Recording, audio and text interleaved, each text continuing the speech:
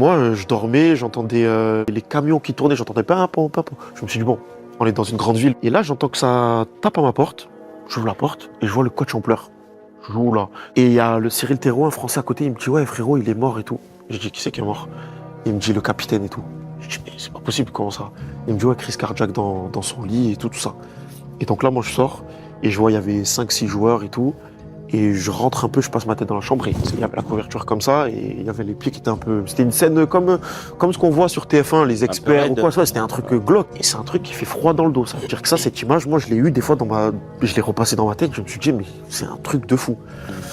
Et après, à partir de là jusqu'à qu'on arrive à Florence, j'ai plus entendu un mot de l'équipe. On était tous comme ça. Il y a eu des joueurs, ils ont été dévastés. Et des joueurs comme Saponara, je les entendais pleurer sur le terrain quand on reprenait l'entraînement. Mais comme ça. On faisait des matchs. Gros impact. Ah, mais rien à voir. Par exemple, on va faire une petite conservation de balles et tout ça. Je me tourne, j'entends un joueur qui pleure. Je me dis, bon, on était très soudés entre nous. Ça n'a pas fait l'effet inverse de un qui part en vrille ou quoi. T'as vu, il y a eu toute l'équipe qui a été soudée. Et juste après ça, on a enchaîné 7 victoires d'affilée, je crois, ou quelque chose comme ça. Et ça a fait que ça a donné, on va dire, un peu des frères. Hein.